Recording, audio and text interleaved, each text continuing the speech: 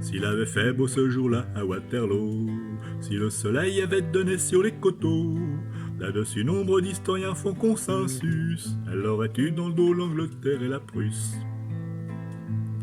Depuis que l'empereur avait enfilé son paletot, qu'il avait remis son chapeau en guidon de vélo, l'Europe commençait à trembler sur ses guiboles, on allait bientôt redanser la Carmagnole.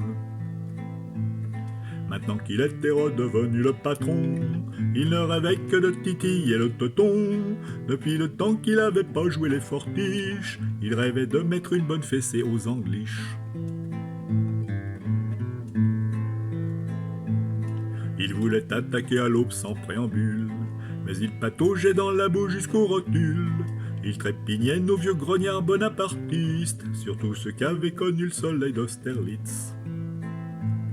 L'affaire devait être bouclée à midi au mieux, ils auraient même pu rentrer déjeuner chez eux. C'est l'heure où commencèrent les amabilités, en face pour le coup ils étaient bien réveillés.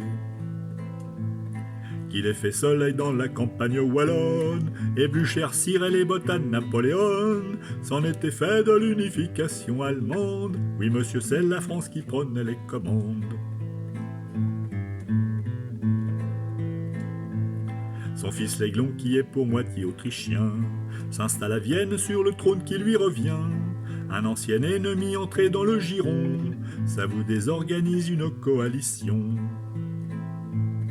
Wellington boit son thé, le petit doigt en l'air, racontant ses déboires à la cour d'Angleterre. L'Europe était pacifiée pour quelques années, les conséquences nous allons les examiner. Juillet 1870, outre-Rhin, la vie continue de suivre son petit train. Les provinces germaines ne s'étant pas rejointes, le vieux Bismarck a ravalé son casque à pointe.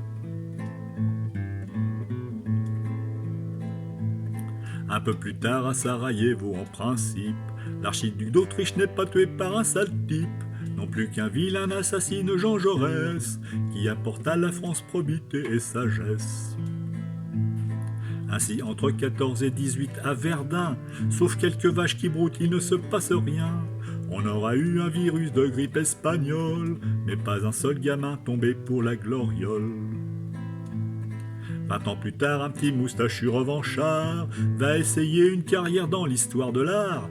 Il est mauvais, mais il a trouvé son mécène, un vieil antiquaire de Berlin, Monsieur Cohen.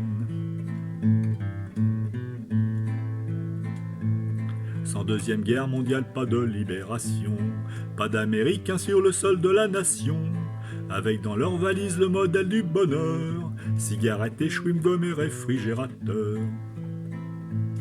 Pas de plan de relance à l'échelle planétaire, pas d'économie primant sur le prolétaire, pas de surchauffe sous le crâne des industriels, et pas non plus de planète qui part en quenelle.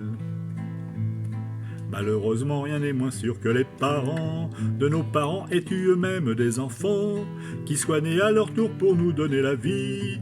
Avouons que cela eût été un beau gâchis, qui soient nés à leur tour pour nous donner la vie.